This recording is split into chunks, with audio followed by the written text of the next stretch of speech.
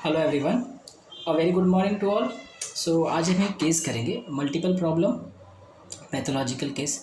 सो ये केस एक लेडी का है, अराउंड 55-56 ईयर की ये लेडी है। मुझे कॉल आया एक डॉक्टर साहब का कि सर ये पेशेंट है, इनको बहुत सारी प्रॉब्लम से आप देख लीजिए। तो मैंने बोला ठीक है, आप मुझे शाम को वीडियो कॉल पे बात कराइए।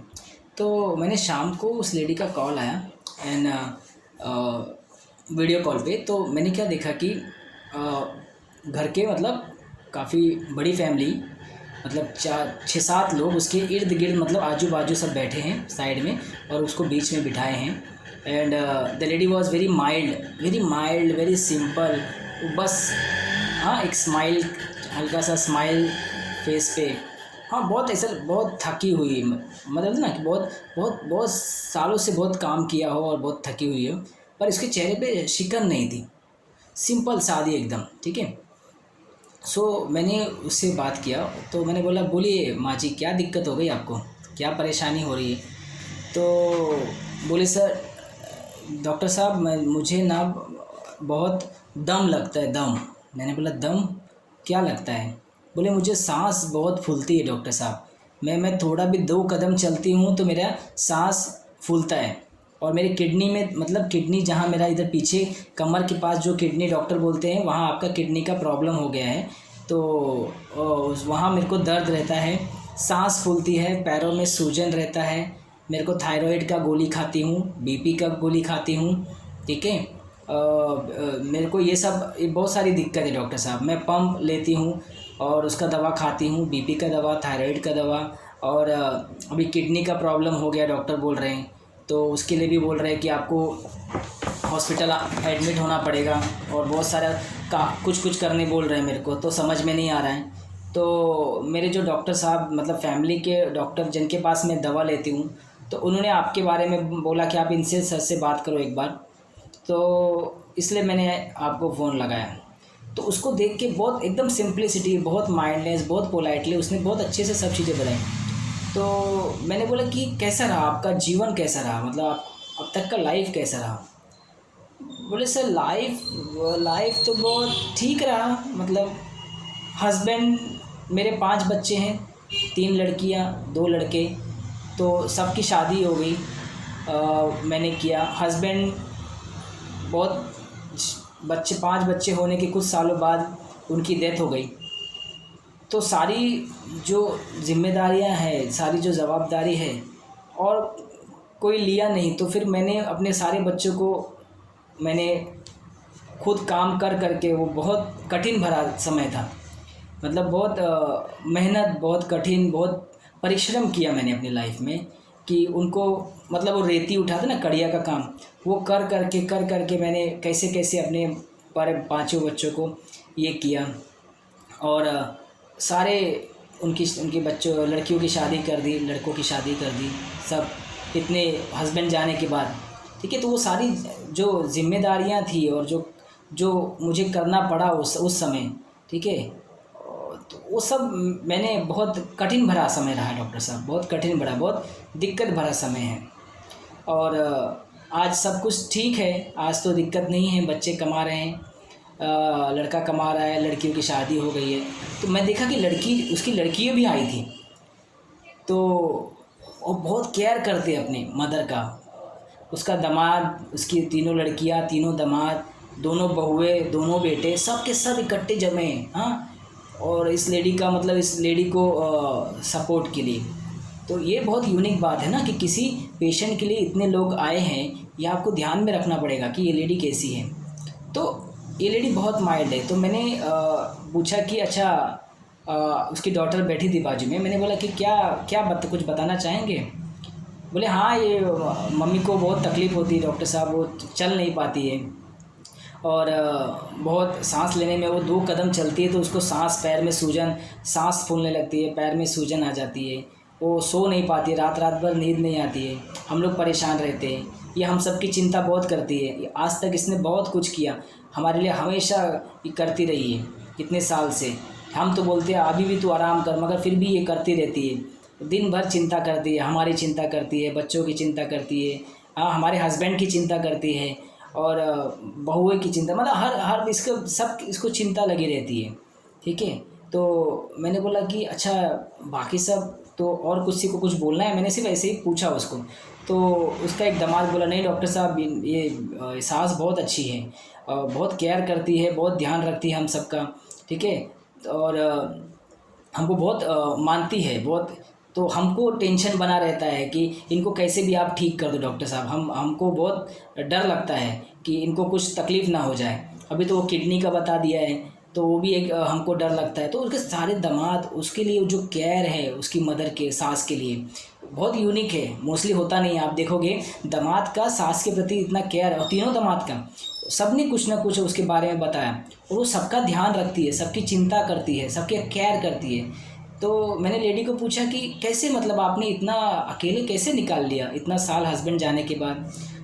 बोले सर दुख था मुझे, मगर मेरे ऊपर एक जिम्मेदारियाँ आ गई कि मतलब अब मुझे मेरे बच्चों को पालना है और मुझे उनको देखना है।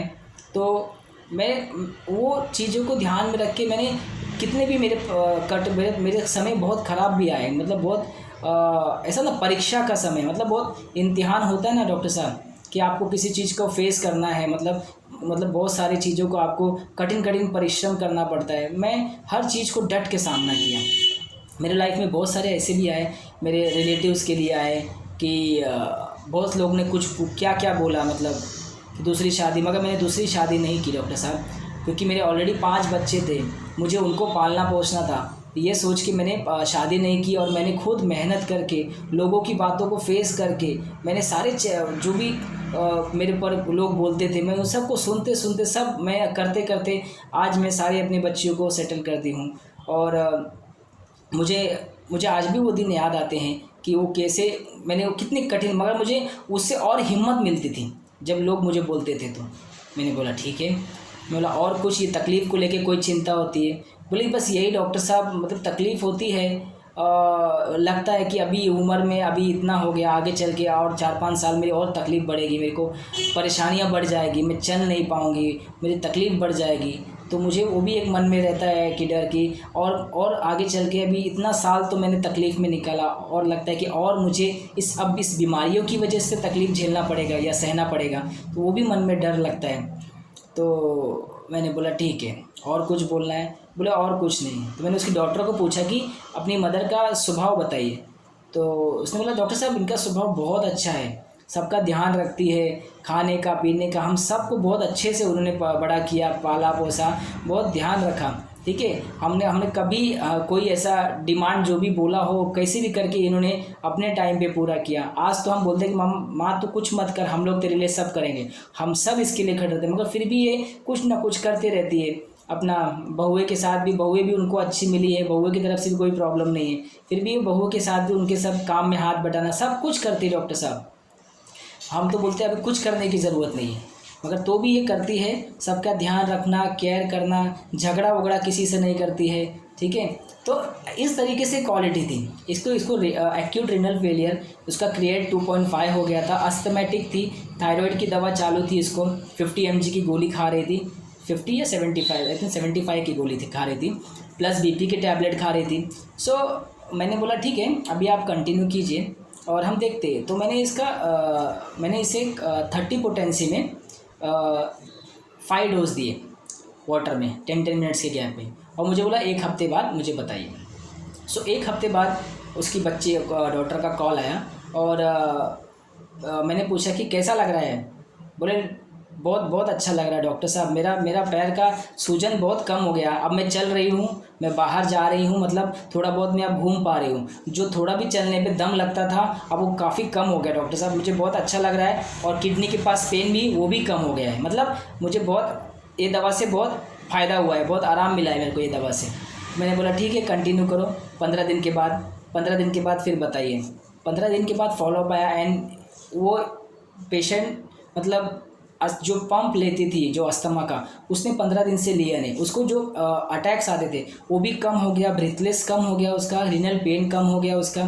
ठीक है, और उसको जो बीपी मैंने डॉक्टर साहब से चेक कराया था उसका 150 और 100 के आसपास रहता था, 120 110 120 80 120 80 120 80 मतलब मेंटेन करने लगा एक गोली खाने के बाद भी। तो उन डॉक्टर साहब ने मुझे पूछा कि सर हम क्या इनकी गोली बंद करा दें अभी? तो मैंने बोला ठीक है, एक बार उनका बीपी का टैबलेट अभी बंद करके एक बार देखो, और चेक करते रहो 2-3 दिन में कैसा बढ़ रहा है कि नहीं, और पंप तो ऑलरेडी वो बंद कर चुके हैं, तो 10 दिन करके फिर उनका रिपोर्ट कर दो। तो 10-15 दिन के बाद फिर से कोई प्रॉब्लम नहीं, बीपी का टैबलेट्स, बीपी वॉज नॉर्मल, 120 पे ही फ्लक्चुएशन है, 120/80, 120/90 इस पे ही चल रहा था। तो बीपी का गोली बंद कर दिया, अस्थमेटिक का जो दवा खा रहे थे, पंप ले रहे थे, वो बंद हो गया, और थायराइड की गोली उन्होंने खुद ही छोड़ दिया था। बोला कि डॉक्टर साहब मुझे अच्छा लग रहा है कि मैं अब बंद कर देती हूँ। तो जब उन्होंने 1 महीने के बाद थायराइड चेक किया, किडनी का रिपोर्ट चेक किया, तो सब जो सारी की सारी रिपोर्ट्स उसकी नॉर्मल थी, ठीक है। उनका क्रिएट 1.2 था, और जो उनका थायराइड था उनका जो 2.4 TSH, जो थायराइड की गोली खाने के बाद मेंटेन कर रहा था, वो थायराइड की गोली बंद करके वो एकदम नॉर्मल रेंज में था। बीपी एकदम नॉर्मल था, पंप एकदम छूट गया था, स्वेलिंग एकदम नॉर्मल हो गई थी। अब वो सारा दिन मतलब घर का भी काम करती थी, बाहर भी जाती थी, सब्जी भी लेने जा रही है, मतलब सब कुछ एकदम स्वेलिंग कम हो गई।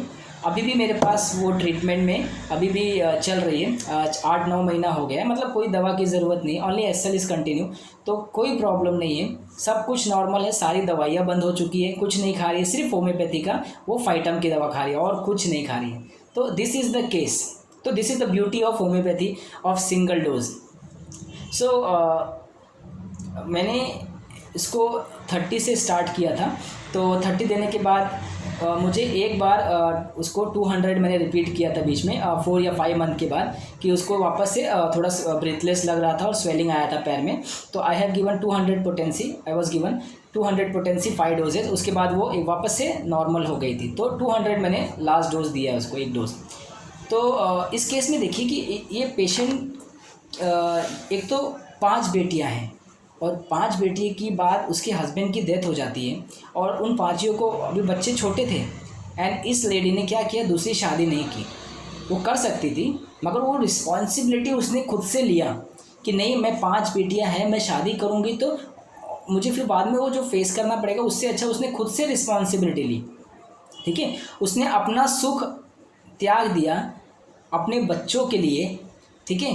तो वो शादी करके भी वो चीज़ें कर सकती थी, मगर वो उसने खुद से जिम्मेदारी उठाई। Element from responsibility too early, ये टू अर्ली हम समझते ना कि ये अर्ली मतलब उस लेडी के लिए उस समय के लिए रिस्पॉन्सिबिलिटी की ज़रूरत नहीं थी, बिकॉज ऑफ हस्बैंड की डेथ की वजह से उसको वो लेना पड़ा। तो element from responsibility too early, ठीक है। एंजाइटी चिल्ड्रन अबाउट, ठीक है। माइंडलेस, पोलाइटनेस, ये सारी रूब्रिक्स आप देखेंगे उसके अंदर है। लाइफ कैसी रही, उसने इतनी सारी कठिनाइयाँ आई, लोग बोले दूसरी शादी कर ले, लोगों ने बहुत बोताने मारे, मगर वो सब झेलते उसको हिम्मत मिलती थी। एक है weather thunderstorm loves of, carcinosin बहुत स्ट्रांग है, कार्सिनोसिन को चैलेंजेस पसंद होता है, ठीक है, इसलिए वो चैलेंज लेती है और पूरी तरीके से उसको निभाती है, डट के सामना करती है, इसलिए होता है ना लव सब, उसको मज़ा आता है, डांसिंग करती है, ठीक है। तो लाइफ उसका जो लाइफ उसने कैसा रहा, बहुत कठिनाई भरा रहा, उसका समय बहुत कठिनाई भरा रहा। तो life has been hard, a long hard struggle, उसने बहुत स्ट्रगल किया लाइफ में, तब जाके उसने सारी बेटियों बेटे को शादी करके उनको फिक्स कर दिया। सब कुछ सेट होने के बाद भी आज उसको कुछ करने की ज़रूरत नहीं है, सब कुछ सेटल है, तो भी वो करती है, लोगों का केयर करती है, लोगों की चिंता करती है। और आप देखोगे आजू बाजू जो दामाद, 3 बेटियां, 2 बहुएं, 2 बेटे, सब ऐसे मंडली जमे हैं। ये क्यों है? क्योंकि कार्सिनोसिन अपने लव को, नेचर लव बोलते हैं ना, जब आप नेचर लव करते हो तो आप नेचर को कुछ देते हो तो आपको उसका वापस से रिवॉर्ड मिलता है, ठीक है। तो इसने क्या किया, इसने अपने चाइल्ड को, दामाद को उस तरीके से ट्रीट किया है, तो वो जो वापस से जो रिवॉर्ड मिल रहा है ना, ये बाय नेचर है। कार्सिनोसिन को लव देने के बाद लव मिलता है क्योंकि उसका नेचर वैसा है, वो लोगों को इस तरीके से प्यार देती है, इस तरीके से केयर करती है कि लोग उसकी तारीफ़ करते हैं, लोग उसको प्यार करते हैं, लोग उससे मान सम्मान देते हैं, क्योंकि वो कार्सिनोसिन उस तरीके से लोगों का करता है। तो इस लेडी ने भी अपने दामाद का, अपने बेटियों का, अपने बहुओं का, अपने बेटे, इसलिए लोग उसकी चिंता कर रहे हैं। कार्सिनोसिन की चिंता लोग करते हैं ना, अभी आर्सेनिक होता तो लोग उससे दूर भागते, क्योंकि आर्सेनिक बाइटिंग ट्रमलम है ना, बाइटिंग स्पून में है, तो जो बेचारा सपोर्ट करने भी आएगा उसको भी काट लेगा, जिस पे डिपेंडेंट रहेगा उसको भी काट लेगा आर्सेनिक, लैकेसिस वाला सस्पिशियस निकलेगा।